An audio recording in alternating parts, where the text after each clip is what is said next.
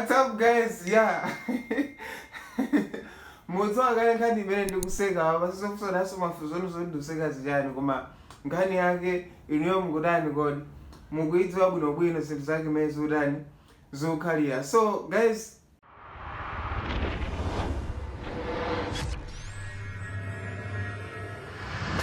tisanalowe kunkhani ya lero. Ngati simunaonere ma videos atatu amene ndapanga, please I'll pin them down below. Make sure that you watch them. Ndapanga video ya TAYGRIN, ndapanga ya then KELL, ndapanga ya then so we know GWAMBA. Yeah, a lot. Ndeno ndipanga pin mona title ndalemba zono zoti bushiri. Yeah, so yeah, mukangona title pansi po pin andipanga comment pa link pansi pakepo kena kono muonere video imene. Komanso osaiwala muonere kuma videos awiri apa ground padelera amene ndinapangaja. I think mukamaliza kuona mungopanga scroll down below muapeza ma videos amene. Yeah, so ngani imene ikuvuta panopa ndiya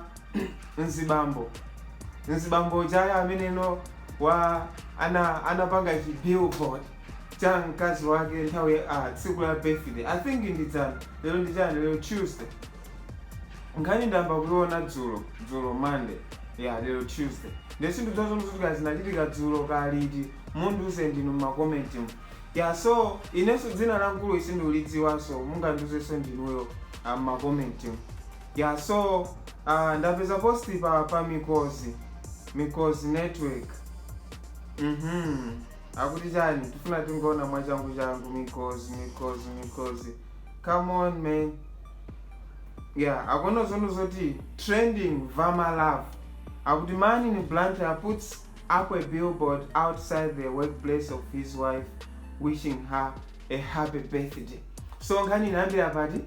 Inambira pene komanso I don't understand zono zoti kodi MIKOZI ngana amaziveza kuti. Komano this is interesting and it's trending the whole internet, of which I don't know, but before you finish watching this video, make sure you share with your friends. Mpange share tufunika zono zoti nkhani zisekera limodzi. Zikakhala zosanga sato zisangala limodzi. Zikakhala chisonto sizimva chisono limodzi. Osama umira ya. Ndinofunika mtenge linki magroup ano a Facebook aja. Mupange kope ukapanga paste magroup a Facebook aja. Zono zoti wina alisi pa Malawi ma videos athu azitani aziwaona. And agreement imene tinapanga ndono zono zoti tifuna tilenge Malawi timusiye pa map.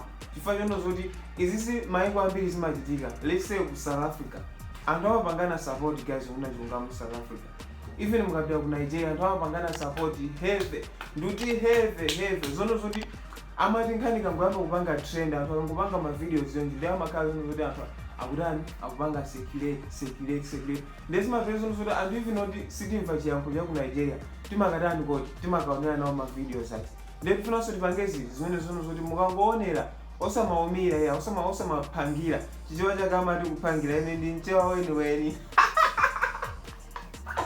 Yeah, so kufunika mudani kodi mpangesha kuti tisamaseketoka ya olo English imene amayankhula ku Nigeria ndono zoti English yake so sizono zoti mwakuti makhala yosiyana so timayankhula ku Malawi.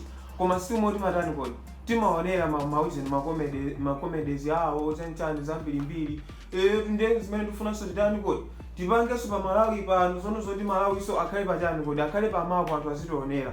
Tunde nkhaniza komanso zona zimene zochitika ku Malawi kodi banji kodi ino kukhala marero kukhala sakhala choncho. Yeah, ndiye tipite straight ku nkhani yathu. Akuno zono zoti anazapanganso MIKOZI post ina akuno zoti pali nyamata wina sinthu mudzaso zina lake ndi artist koma akuti chani kodi akuti stop making us look bad. A message to the Billboard hubby from anyamata ku Blantyre anakwiya guys.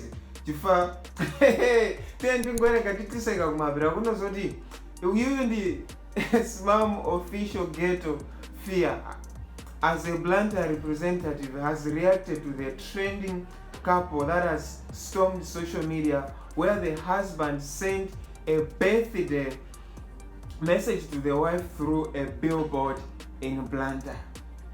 Yeah, wiki ya mawa yomwe kuli birthday ya mkazi wanga. Apa naye akuyembekeza Billboard when my plan all along was to put her on my DP on WhatsApp as my romantic gesture for her birthday.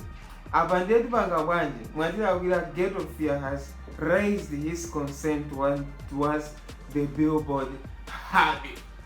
Nde kandi zake mkuluwi wangamala magamati kungamala kakumangala mwina muli monsemo komano yeza mkuza kwambiri zono zoti kodi habe aika bwanji Billboard nkazi ngati ndi fashion. Nkazi afuna ampange register pa fashion kapena afuna apa atsisema weti anyamara ena azibambo ena kuno zoti iwo satha chikondi. Tukazi zake ndezi mene zukalira. So anazali baso post ina kuno zoti sinkazi wina aliyese amene angayikidwe pa Billboard. So chabwino ndi nkazi otana amene amayenera kuyikidwa pa Billboard. Ndi funso limene linafunsira. Ndeno avocado nyamara wa amapiano landlord kwabwera majani. Akona zoti nkazi wa chipumi cha chikulu ngati nzungu. Ai. Yeah, ndekuna zabwera Sandra akona zoti lelo ngati sindiyikidwa pa Billboard lelo la tapo. Screenshot and send to him lelo osati chipumi BBB obwere ndi Billboard kuno chipumi choumacho shi.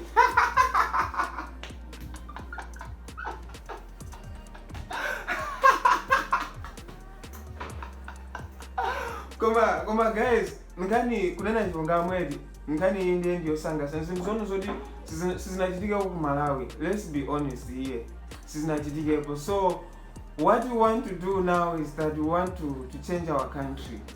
We attend to akonda zikazi atu guys, samango asiya ndango kuzika tadikira ndingobwerengerana bakona zoti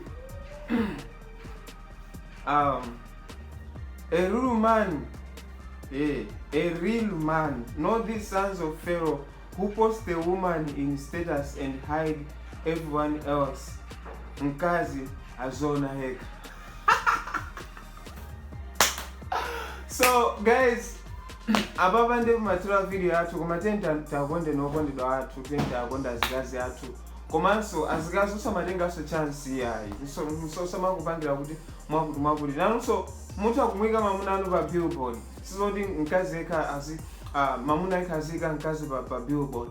Akazi so nanu mutani kodi we have to lead by example. Nanu so muzitani kodi muzaika amuna pa Billboard. Ndizimene zikukalira pano pa zimene zizikhalira usamangoti side zikomera mbali imodzi no siziyenda zikhala chonje. So apano ndipo material video yathu ngati mwazikonda guys, hit the like button. Ngati simunazikonde hit the unlike button. Komanso sayiwala kungo dropa ka love ifai zizini zama vama love is. So just drop ngati mulibe chopanga comment, just drop ka love vama love musi mwake mpange drop mungoika mu comment section ndipo ndikuwerenga ma comment yanu. Next video ndikupanga expose nonse amene munga lembe comment yosangasa ndikupanga expose chituzi chanu komanso comment yanu anthu akhala kuti angodi anthu akhala akuwerenga. Otherwise, cheers and as always